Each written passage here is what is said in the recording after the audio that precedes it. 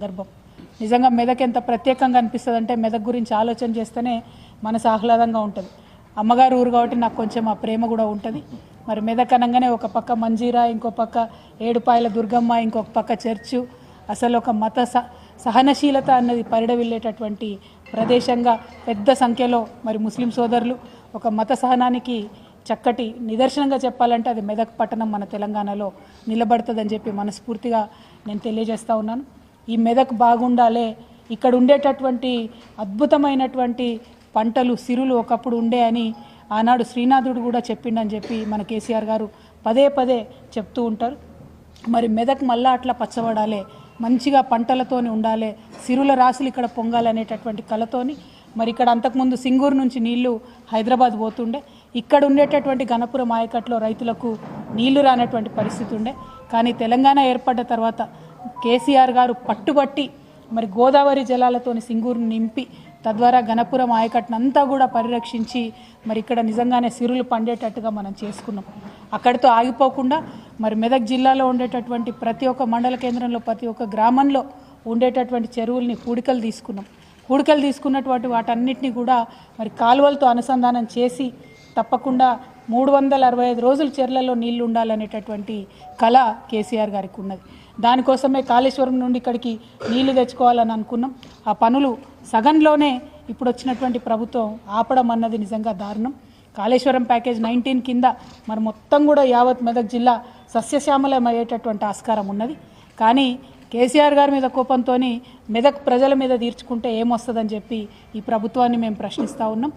తప్పకుండా కాళేశ్వరం నీళ్లు సింగూరు ద్వారా ప్లస్ అదేవిధంగా ప్రతి చెరువుకి ప్రతి మండలానికి ఏదైతే అనుసంధానం చేసుకోవడానికి రామాయణపేట కెనాల్ని మనం నిర్మించుకుంటా ఉన్నామో దాన్ని కొనసాగించవలసిందిగా ఈ ప్రభుత్వాన్ని మెదక్ ప్రజల తరఫున నేను రిక్వెస్ట్ చేస్తూ ఉన్నాను. ప్రభుత్వాలు అనేటటువంటిది కంటిన్యూస్ ప్రాసెస్ ఉండాలి. ఒక పార్టీ పోయి ఇంకో పార్టీ అధికారంలోకి రావచ్చు, కానీ గవర్నెన్స్ అనేది కంటిన్యూస్గా కొనసాగాలి. ప్రజల కోసం చేపట్టినటువంటి ఈ పథకాలను ఆపవద్దు అని చెప్పి మేము గౌరవ ముఖ్యమంత్రి గారికి విజ్ఞప్తి చేస్తూ ఉన్నాం. ఎందుకంటే ఇది ఇబ్బంది పడ్డటువంటి నేల, కష్టాలు పడ్డటువంటి నేల, చాలా కరువును చూసినటువంటి ప్రాంతం.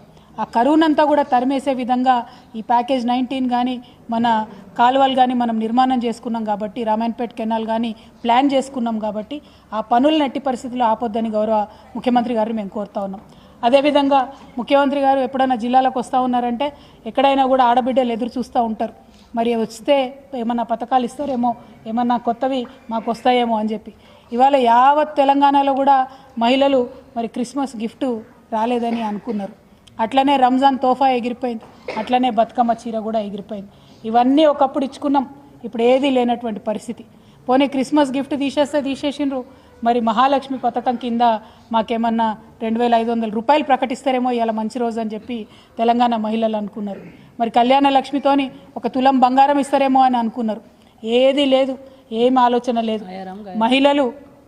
మహిళలు అనేటటువంటి వాళ్ళు మరి ఎంతో కొంత ఆశతోని ఈ ముఖ్యమంత్రి గారు వస్తే, కొత్త పార్టీ వస్తే మాకేమన్నా మంచి జరుగుతుందేమో, మరి కేసీఆర్ సార్ 2000 ఇస్తా అంటుండు, ఈయన 4000 ఇస్తా అన్నాడు కదా అని చెప్పి ఆలోచనతో ఓట్లు వేసినటువంటి వాళ్ళు కూడా ఉన్నారు. కానీ ఇలా సంవత్సరం అయిపోయింది, ఒక్కొక్క ఆడబిడ్డకి 2000 వస్తున్న వాళ్ళకు 4000 ఇస్తా అని ఇయ్యలేదు ఈ ప్రభుత్వం. కాబట్టి ఒక్కొక్క ఆడబిడ్డకి ఈ ప్రభుత్వం 24,000 రూపాయలు అప్పుబడి ఉందని చెప్పి నేను తెలియజేస్తా ఉన్నా. అట్లానే మరి 18 ఏళ్ళు నిండంగానే స్కూటీలు ఇస్తామని చెప్పి ఆడపిల్లలకి, మరి ఈ సంవత్సరంలో 18 ఏళ్ళు నిండిన వాళ్ళందరికీ కూడా మరి స్కూటీ ఇస్తారా ఇయ్యరా ఏం సంగతి అన్నది కూడా ముఖ్యమంత్రి గారు మా ఆడపిల్లలకు చెప్పాలి. మరి వచ్చే సంవత్సరం 18 ఏళ్ళు అయ్యేటోళ్ళకన్నా ఇంకా 5 రోజులు అయితే కొత్త సంవత్సరం వస్తుంది. మరి కనీసం కొత్త సంవత్సరం కానుక అన్న తక్షణమే ఆడపిల్లలకు 18 ఏళ్ళు నిండినటువంటి వాళ్లకు స్కూటీలు రిలీజ్ చేయాలని చెప్పి మేము ఈ ప్రభుత్వాన్ని డిమాండ్ చేస్తూ ఉన్నాం. నిజంగా మహిళలను నమ్మించి మోసం చేసినటువంటి సర్కారుగా ఈ సర్కారుని అభివర్ణించవచ్చు, ఒక మనసు లేని సర్కారుగా అభివర్ణించవచ్చు. ఎందుకంటే కేసీఆర్ గారు ఒక ఆలోచనతోని కేసీఆర్ కిట్ అనేటటువంటి కార్యక్రమం పెట్టి మరి 12,000 రూపాయలు మగపిల్లగాడు పుడితే 13,000 రూపాయలు ఆడపిల్ల పుడితే కార్యక్రమాన్ని పెట్టడం జరిగింది. ఇవాళ కేసీఆర్ కిట్లు కనబడతలేవు. సరే ఫోటో మార్చుకోండి, పేరు మార్చుకోండి, కనీసం కిట్లన్నా ఆడబిడ్డలకు ఇవ్వాల్సిందిగా మేము డిమాండ్ చేస్తూ ఉన్నాం. ఎందుకోసం అడుగుతూ ఉన్నామంటే కేసీఆర్ గారు ఒక మంచి నిర్ణయంతో ప్రభుత్వ ఆసుపత్రులలోనే ప్రసవాలు జరగాలి, ప్రైవేట్ హాస్పిటల్కి పోతే ఇల్లు గుల్లయ్యేటటువంటి పరిస్థితి ఉందని చెప్పి ఈ కార్యక్రమాన్ని పెట్టింది.